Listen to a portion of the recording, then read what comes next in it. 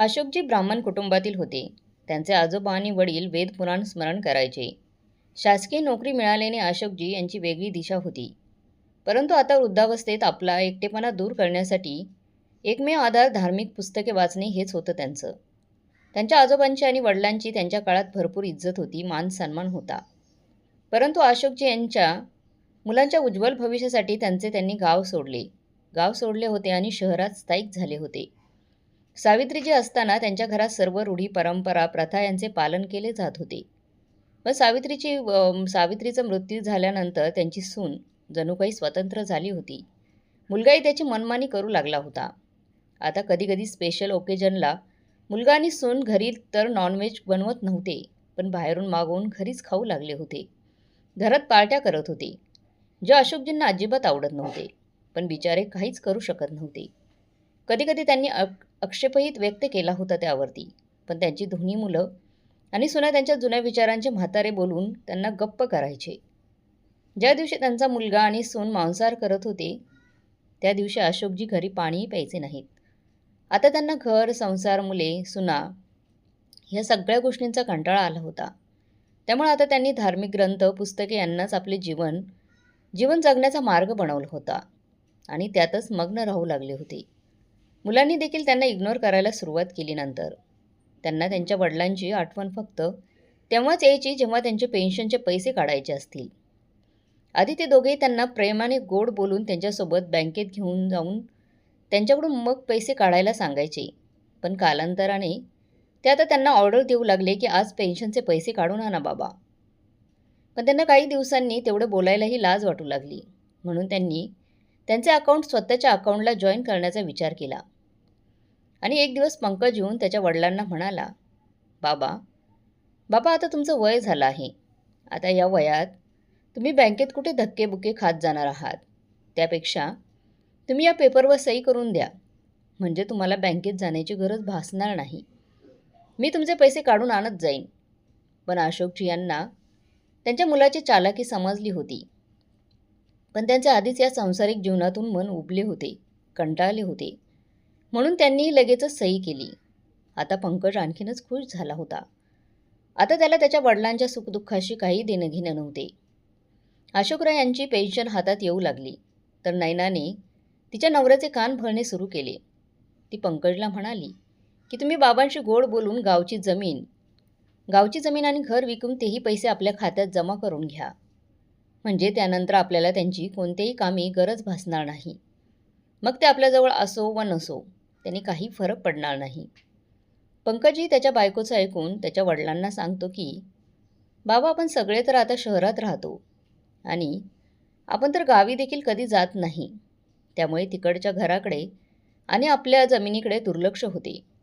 जर आपण तिथे गेलोच नाहीत तर शेतात काम करणारी लोक आणि घरी राहणारे भाडेकरू त्याच्यावर ताबा मिळवतील. आताचा जमाना खूप खराब आहे आणि तुमची ही तब्येत ही नरम गरम असते. म्हणून मी विचार करतोय की आपण गावची जमीन आणि घर विकून आपण त्या पैशाने इथेच मोठं घर घेऊया आणि बाबा ते घर भाड्याने देऊन जेणेकरून आपल्याला प्रत्येक महिन्यात पेन्शनच्या रूपात पैसे मिळत राहतील. ज्या पैशाने तुम्ही तुमच्या औषधांचा खर्च आणि उपचार करू शकता आणि सुखाने जगू शकता, कारण तुमची संपूर्ण पेन्शन घरातच खर्च होते. अशोकजी म्हणाले की बेटा, मी जिवंत असेपर्यंत तरी मी माझ्या पूर्वजांची जमीन आणि घर विकणार नाही आणि कुणाला ती विकूही देणार नाही. भले मी मेल्यानंतर तुम्ही त्या जमिनीला विकून टाका, नाहीतर काहीही करा, पण मी आत्ता तरी ती जमीन विकू देणार नाही. वडिलांचे म्हणणे ऐकून पंकज तिथून निघून गेला. पण त्याच्या बायकोच्या मनातील खुरापती सुरूच होत्या की काहीही करून अशोकजी यांच्याकडून ती जमीन आणि घर काढून घ्यायचे होते. तिने अशोकजी यांना रोज गरम गरम चहा, नाश्ता, वेळेवर जेवण आणि औषधं ती देऊ लागली. त्यांची मनापासून खूप सेवा करू लागली. पण जेव्हा त्यांना जेवायला द्यायची तेव्हा त्यांना सांगायची, बघा ना बाबा, आता शहरात राहणे किती कठीण झालं आहे. इथे तर पाणीसुद्धा आपल्याला विकत घेऊन प्यावं लागतं. तिथे गावी आपली किती जमीन आहे, किती मोठं घर आहे आणि उगाच दुसरे लोक त्याचा उपयोग करून घेत आहेत. तुम्ही गेल्यानंतर आम्हाला तिथे कोणी ओळखणारही नाहीत बाबा. तेही माहीत नाही, ओळखतात की नाही तेही माहीत नाही. शिवाय तिथे आम्हाला काही मिळणार की नाही तेही माहीत नाही. ती लोक तर त्याच्यावर कब्जा करून बसतील. आता तुम्हीच विचार करा ना बाबा. तुमच्याकडे इतके असूनही तुमच्या मुलाला किती कठीण प्रसंगांना सामोरं जावं लागतंय. अशोकजी रोजच त्यांच्या सुनेच्या तोंडून या गोष्टी ऐकून कंटाळले होते. आता त्यांना सुद्धा वाटू लागलं होतं की खरंच माझं आयुष्य किती उरलं आहे. आता थोडंसंच आपलं आयुष्य उरलं आहे. माहीत नाही कधी आपल्याला वरचं तिकीट काढावं लागेल. वेळ आहे तोपर्यंत सर्व मालमत्ता मुलांच्या नावे करतो. आज नाही तर उद्या हे सर्व त्यांचंच होणार आहे ना. त्यामुळे त्यांनी एक दिवस आपल्या मुलांच्या नावे सर्वच संपत्ती केली. आता नैना आणि पंकज जास्तच खुश झाले होते. नैनाने 2-4 दिवस अशोकजी यांना वेळेवर चहा नाश्ता दिला. पण हळूहळू त्यांच्यासोबतचे वागणे बोलणे बदलू लागले. आता ती त्यांना टोमणे मारू लागली होती. एक दिवस त्यांनी तिच्याजवळ पाणी मागितले तर ती म्हणाली की बाबा, घरात मला अजूनही बरेच कामं असतात. तुम्ही स्वतः जाऊन पाणी घेत जा. आणि जेव्हा त्यांनी स्वतः जाऊन पाणी प्यायले तेव्हा ती म्हणाली की बाबा, ग्लास कोण धुवून ठेवणार? मी तुमची मोलकरीण आहे का, जी दिवस रात्र कामच करत राहू? तेव्हा त्यांनी काहीच न बोलता ग्लास धुवून ठेवला आणि बाहेर निघून गेले. एके दिवशी जेवायला बसल्यानंतर नैना त्यांना म्हणाली की बाबा, तुमच्या गावी डायनिंग टेबल होता का, जे रोज रोज डायनिंग टेबलवर जेवायला बसता म्हणून विचारले. तुमच्या गावी तर बसायला चटईसुद्धा खूप मुश्किलीने मिळत असेल. तेव्हाही ते बाबा काहीच बोलले नाहीत. पण नैना आता त्यांच्या प्रत्येक कामात त्यांना टोचून बोलायची. अशोकजी यांनाही समजत होते की आता त्यांच्या हातून सर्व संपत्ती, सगळी मालमत्ता मुलांच्या आणि सुनेच्या नावी झाली आहे. म्हणून त्यांच्यासोबतचे वागणे देखील बदललेले आहे. सावित्री म्हणजे त्यांचीच पत्नी गेल्यानंतर ते आतून आधीच तुटले होते, एकाकी पडले होते. आणि आता मुलांच्या अशा वागण्याने ते आजारी राहू लागले होते. नैनेने तरी त्यांच्या बाहेरच्या गार्डनमध्ये बागकाम करायला सांगितले त्यांना. बागेत काम करून ताजी हवा मिळाल्यानंतर अशोकजींना आनंद वाटू लागला. आणि पाहता पाहता त्यांच्या बागेत अधिक फुले उमलू लागली. नैनाचे शेजारी तिच्या बागेचं खूप कौतुक करायचे आणि नैनाला विचारायचे की तिने बागकाम कोणाला दिलं आहे. तर ती म्हणाली की तिचे सासरे रिकामीच असतात ना, तर तेच सांभाळतात बागकाम. त्यावर शेजारी म्हणाली, नैना, मी तुला 10,000 रुपये देते. उद्यापासून तू तुझ्या सासऱ्यांना माझ्या बागेत काम करायला पाठव ना. नैना म्हणाली, फक्त 10,000 रुपये? बागेत किती काम असतं हे जो करतो त्यालाच माहीत असतं. 15,000 रुपये दिले तरच मी पाठवीन बाबांना. शेजारी म्हणाली, ठीक आहे, पाठव त्यांना. तिने तिच्याकडून 15,000 रुपये घेतले आणि तिच्या सासऱ्यांना तिच्या घरी बागकाम करायला पाठवून दिले. अशोकजींना वाटले, जसे मी माझ्या घरात काम करत आहे तसे आजूबाजूलाही तेच केल्याने काय फरक पडतो. ते 11 दिवस बागेत काम करत राहिले आणि त्यांची बाग हिरवीगार झाली. आता अशोकजींच्या बागकामाची चर्चा आजूबाजूच्या सर्व घरात सुरू झाली आणि नैना प्रत्येकाच्या घरातून पैसे गोळा करू लागली. कुठून 20,000 रुपये तर कुठून 10,000 रुपये घेऊन अशोकजींना त्यांच्या घरी बागकाम करण्यासाठी पाठवू लागली. पण तिने अशोकजींना पैसे घेण्याबाबत काहीही सांगितले नाही. नैनाने 4 घरातून आगाऊ पैसे घेतले होते आणि अशोकजींना त्यांच्या घरी काम करायला जायला सांगितले. पण आता अशोकजींनी स्पष्ट नकार दिला की सुनबाई, मी कोणाच्या घरी काम करायला जाऊ शकणार नाही. आता माझी तब्येत ठीक नसते. मला रोज ताप पण येतो, पण तरीही मी रोज औषधे घेऊन कामावर जात असतो, बागकाम करतो. पण आता मला हा त्रास सहन होत नाही. सासऱ्यांचे बोलणे ऐकून नैना चिडली. तिने चिमटा गरम करून त्यांना विचारले की बोल म्हाताऱ्या, काम करणार की नाही? नाहीतर या गरम चिमट्याने चटके देईन. पण खरंच त्यांची तब्येत बरी नव्हती म्हणून त्यांनी जाण्यास नकार दिला. नैनाने रागातच त्यांना गरम चिमट्याने चटके देणे सुरू केले. बिचारे अशोकजी वेदनेने ओरडत होते, पण तिला मात्र काहीच फरक पडत नव्हता. उलट ती रागातच त्यांना बोलत होती की म्हाताऱ्या 4 घरातून ॲडव्हान्स पैसे घेतले आहेत मी. जर तू कामावर गेला नाहीस तर मला ते पैसे परत करावे लागतील. सुनेचे अशा प्रकारचे बोलणे ऐकून ती आश्चर्यचकित झाली. म्हणजे याचा अर्थ सुनबाई पैशांसाठी मला दुसऱ्यांच्या घरी जबरदस्तीने बागकाम करायला पाठवत होती आणि मी समजत होतो की सुनबाई त्यांना मदत करत आहे.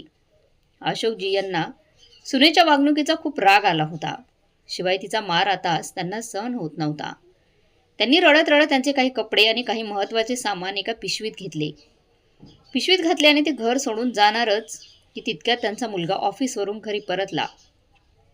बाहेर गेटवर दोघांची भेट झाली, परंतु मुलाने विचारलेही नाही की तुम्ही कुठे जात आहात, आणि अशोकजी यांनीही सांगितले नाही की ते कुठे जात आहेत. त्या दिवशी पंकजच्या ऑफिसमध्ये कुणीतरी त्याचा लाच घेतानाचा व्हिडिओ बनवला होता आणि तो व्हिडिओ पंकजला पाठवून त्याला ब्लॅकमेल करत होता. जर त्याने ती मागितलेली रक्कम त्याला दिली नाही तर तो व्हिडिओ त्याच्या बॉसला तो पाठवणार होता, ज्यामुळे त्याची नोकरी तर गेलीच असती, शिवाय जेलची हवा खावी लागली असती त्याला. हे सर्व कोण करत होतं माहीत नाही, म्हणून पंकज टेन्शनमध्ये होता. त्याच्यामुळे तो गुपचूप त्याच्या खोलीत जाऊन पडला. तर इकडे नैना मनोमन खुश झाली होती की म्हाताऱ्यापासून सुटका झाली. म्हातारा बरं झालं घरातून निघून गेला. पंकजने त्या दिवशी तिला काहीच सांगितले नाही आणि तो सरळ दुसऱ्या दिवशी ऑफिसला निघून गेला. तेव्हा तो अनोळखी माणसाने फोन करून 10,000 रुपये मागितले. पंकजला वाटले की 10,000 रुपयाने याचं तोंड बंद होईल, म्हणून त्याने 10,000 रुपये पाठवून दिले. पण आता तो अनोळखी माणूस वारंवार त्याच्याकडे कधी 10,000 तर कधी 20,000 रुपये मागू लागला. त्यामुळे मग पंकजने नाण्याने लोकांकडून ॲडव्हान्स घेतलेले पैसे त्या माणसाला देऊन टाकले. हळूहळू पंकज आणि नैनामध्ये वारंवार भांडणं होऊ लागली. ते एकमेकांवर चोरीचा आरोप लावू लागले. असे करता करता दोघेही कांगाल होऊ लागले. तर इकडे अशोकजी यांची तब्येत खराब असल्याने ते एका मंदिरासमोर जाऊन बसले असताना ते बेशुद्ध पडले. ते एका इच्छापूर्ती मंदिर असल्याकारणाने तिथे बरीच भाविक येत होते. तिथे येणाऱ्या लोकांनी जेव्हा अशोकजी यांना पाहिले तर एकच गोंधळ उडाला. त्यात एक डॉक्टरही होता. त्याचं नाव अश्विन होते. त्याने चेक करताच त्याला समजले की ते खूप अशक्त झाले आहेत, म्हणून ते बेशुद्ध झाले आहेत. त्याने ताबडतोब त्याच्या हॉस्पिटलमध्ये फोन करून ॲम्ब्युलन्स मागवली आणि त्यांना हॉस्पिटलमध्ये ॲडमिट केले. उपचारानंतर 2 दिवसांनी त्यांना शुद्ध आली. तेव्हा त्यांनी स्वतःला हॉस्पिटलच्या बेडवर पाहिले. त्यांनी आसपास विचारलं की मी इथे कसा आलो. तेव्हा तिथल्या नर्सने सांगितले की तुम्ही एका मंदिराबाहेर बेशुद्ध अवस्थेत दिसले. तेव्हा आमचे सर डॉक्टर अश्विन यांनी तुम्हाला इथे ॲडमिट करून तुमच्यावर उपचार सुरू केले. काका, तुम्ही कुठे राहता आणि तुमचं नाव काय आहे? तेव्हा त्यांनी काहीच उत्तर दिले नाही. फक्त एवढंच विचारलं की माझी पिशवी कुठे आहे. तेव्हा त्या नर्सने सांभाळून ठेवलेली पिशवी त्यांना दिली. अशोकजी यांनी डॉक्टर अश्विन यांना भेटायचं आहे असे सांगितले.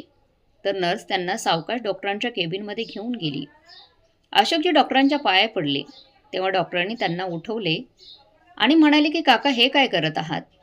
तुम्ही माझ्या वडिलांसमान आहात आणि तुम्ही माझ्या पाया पडून मला पापाचे भागीदार बनवत आहात. अशोकजी म्हणाले, तुमचे खूप खूप धन्यवाद साहेब, तुम्ही माझे प्राण वाचवले. माझ्याकडे आता तुम्हाला द्यायला पैसे नाहीत, पण तुम्हाला मी वचन देतो की कुठेही मजदुरी करून मी तुमची फी आणि औषधांचे पैसे जमा करून देईन. तेव्हा अश्विनने त्यांना हात पकडून खुर्चीवर बसवले आणि म्हणाले की काका, तुम्हाला पैशांबद्दल कोणी काही बोललं का? त्यांनी लगेचच बेल वाजून नर्सला बोलवले.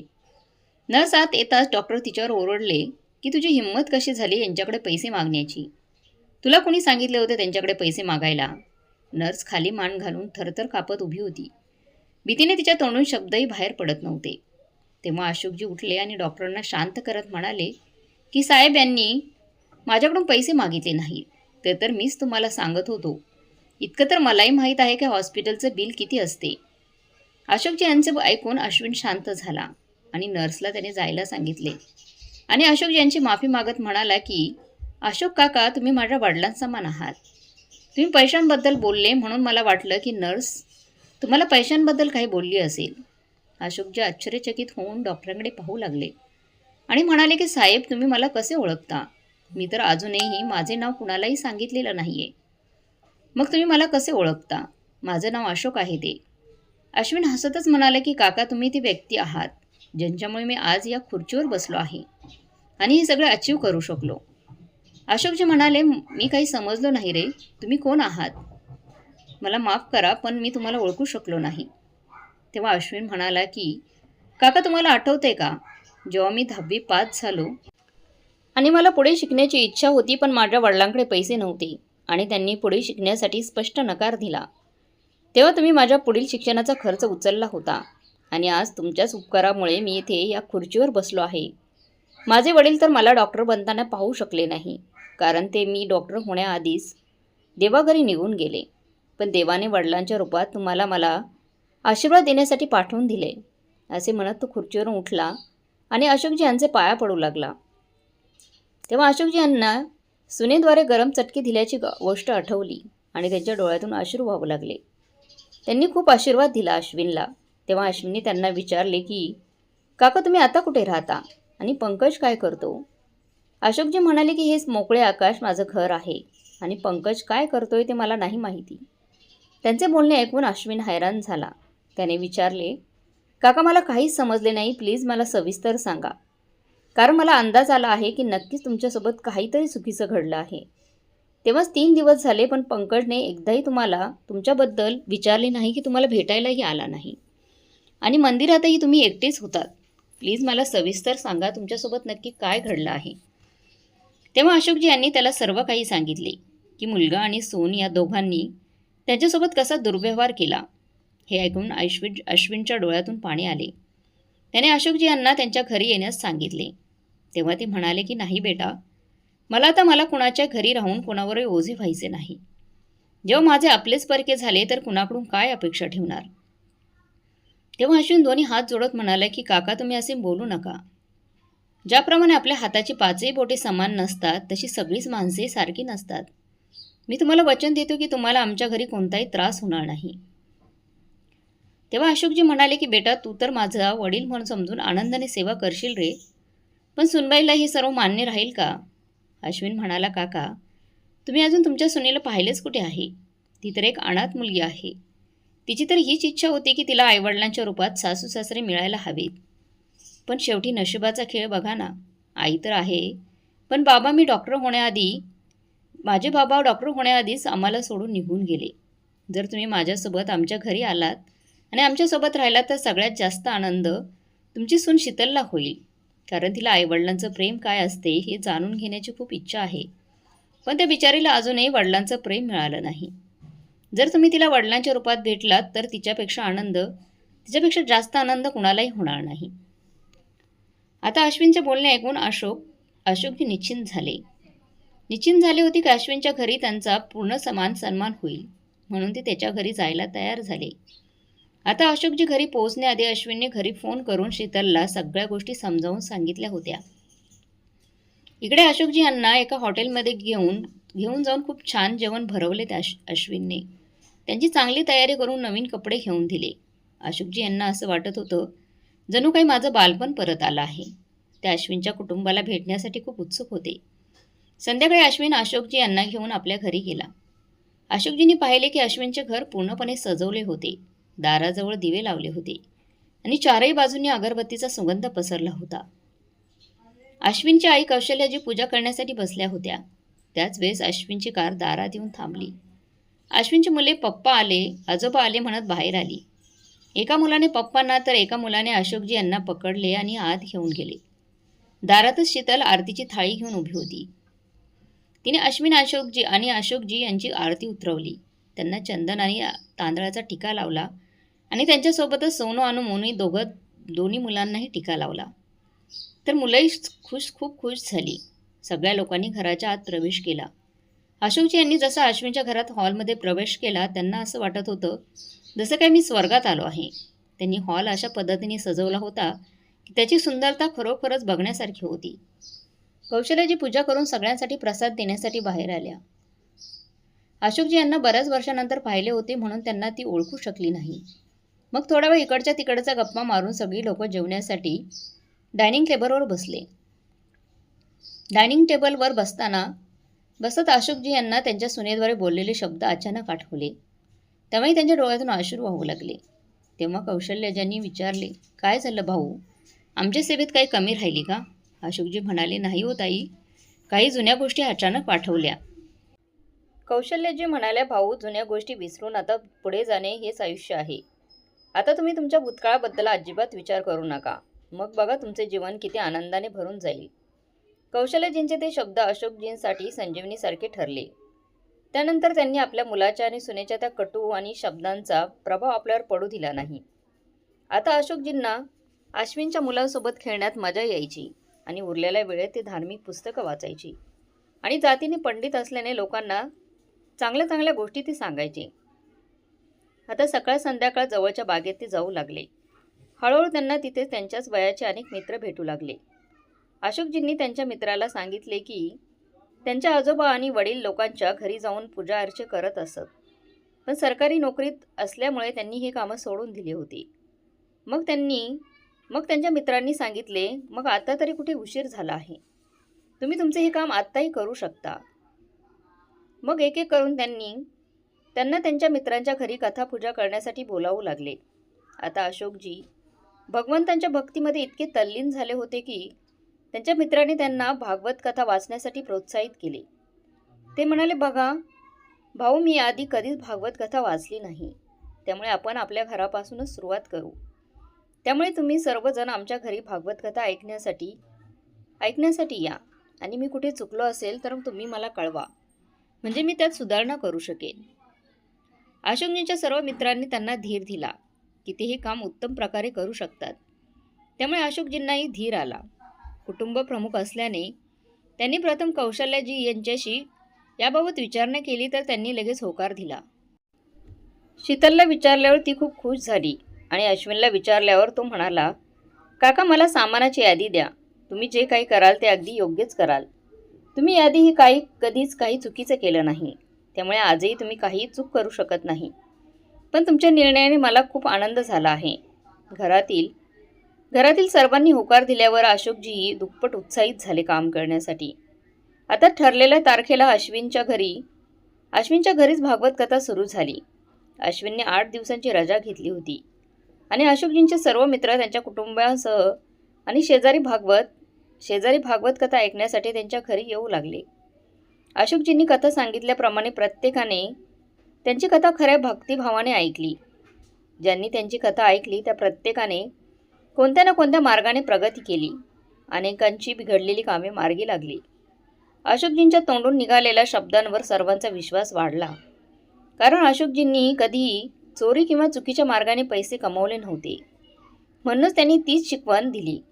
तसेच त्यांच्याकडे आलेल्या लोकांनाही सांगितले. त्यांनी सुचवलेल्या मार्गाचा अवलंब केल्याने लोकांच्या स्वभावात आणि वागण्यात खरोखरच सकारात्मक बदल घडून आले. त्यामुळे देवानेही त्यांचे भलेच केले. आता हळूहळू अशोकजींची कीर्ती दूरवर पसरू लागली. त्यांना इतकी दक्षिणा मिळू लागली की त्यांना सांभाळता येत नव्हती. परंतु त्यांनी स्वतःवर पैसे खर्च केले नाहीत. उलट त्यांनी अश्विनशी बोलून एक NGO उघडला, जिथे गरजू, निराधार, गरीब आणि दुःखी लोकांना आश्रय दिला गेला. गरजू विद्यार्थ्यांना आणि त्यांच्या अभ्यासासाठी मदत केली गेली. हळूहळू वर्षाचा शेवटचा दिवस आला.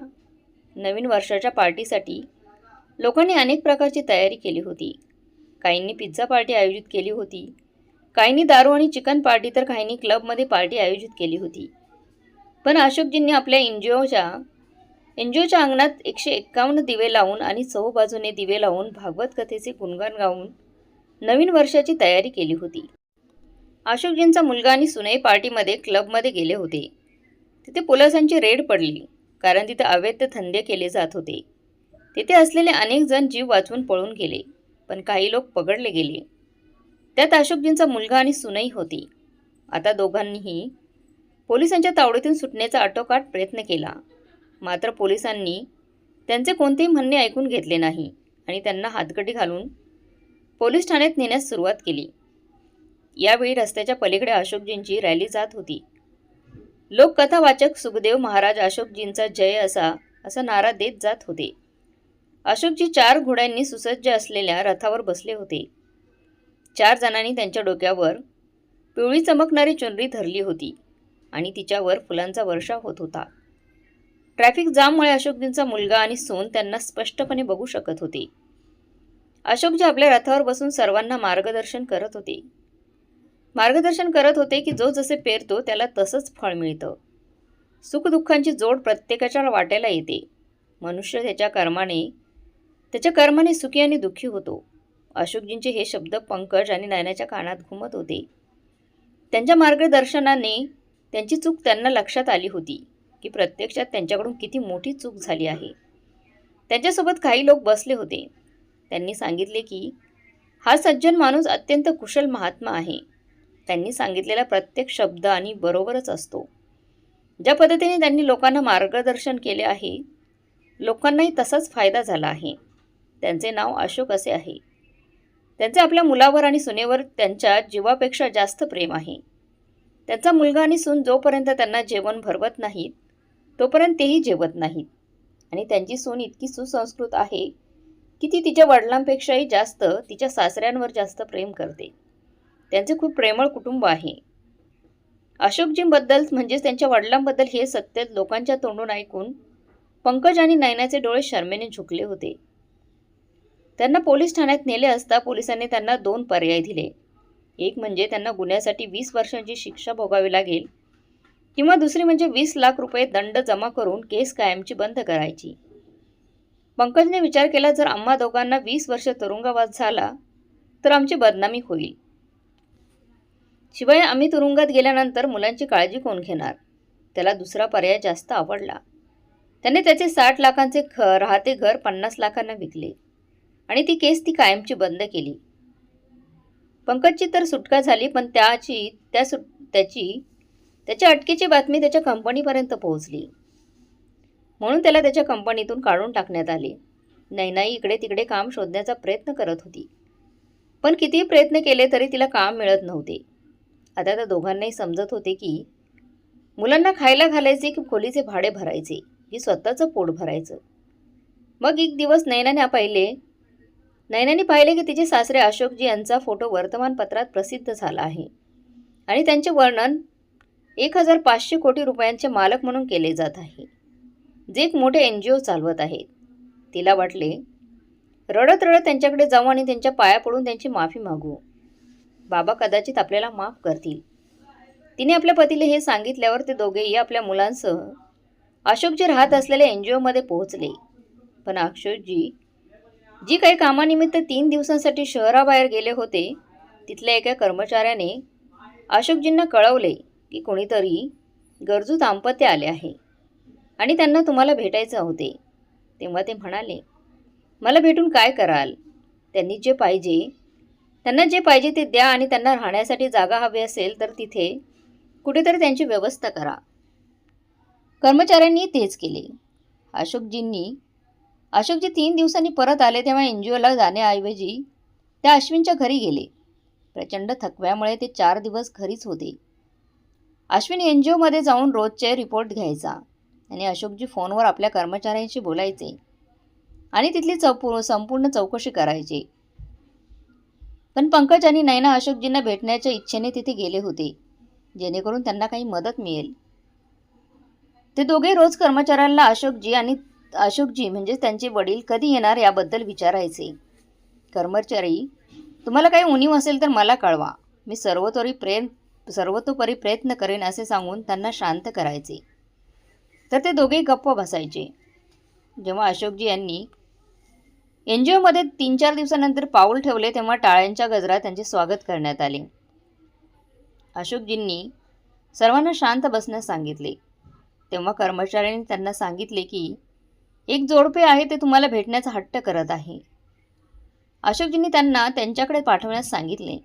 पंकज आणि नैनाने त्यांच्या वडिलांकडे धावत जाऊन त्यांच्या पाया पडले आणि रडत त्यांची माफी मागू लागले.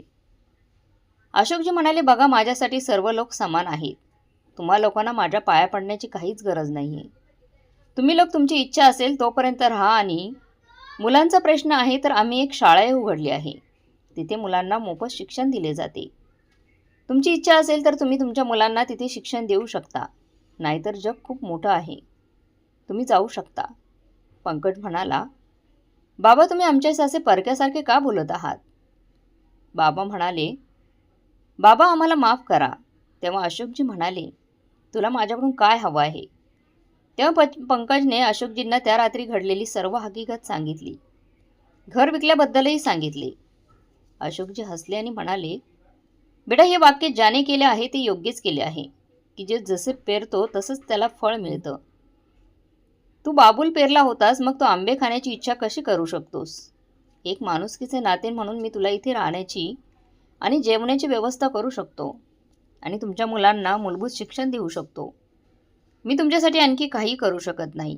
आणि हो, मला एक सल्ला द्यायचा आहे, तो विनामूल्य आहे. घ्यायचा असेल तर घ्या, नाहीतर काही हरकत नाही. इथून जेवण करून तुम्ही दोघेही बाहेर जाऊन पैसे कमावून स्वतःचे घर घेऊ शकता. पण तुमच्या घराप्रमाणे आमच्याकडे महागडे जेवणाचे डायनिंग टेबल तर नाही. पण हो, जमिनीवर बसूनही आम्ही प्रेमाने पोट भरून जेवण देतो. तुम्हाला मान्य करायचं असेल तर मान्य करा. पुढे तुमची इच्छा. असे सांगून अशोकजी तिथून उठले आणि स्वयंपाकघराकडे निघाले. तिकडे जाऊन पाहू लागले की कोणत्या सामग्रीची आवश्यकता तर नाही ना. ते दोघे अशोकजींना खूप आत्मविश्वासाने आणि त्यांना रुबाबात फिरताना पाहून ते आश्चर्यचकित झाले होते. आता मात्र त्यांच्याकडे पश्चाताप करण्याव्यतिरिक्त काहीही उरलं नव्हतं. मित्रांनो, ते म्हणतात ना की काळ बदलायला वेळ लागत नाही. आज ऊन असेल तर उद्या सावली असेल.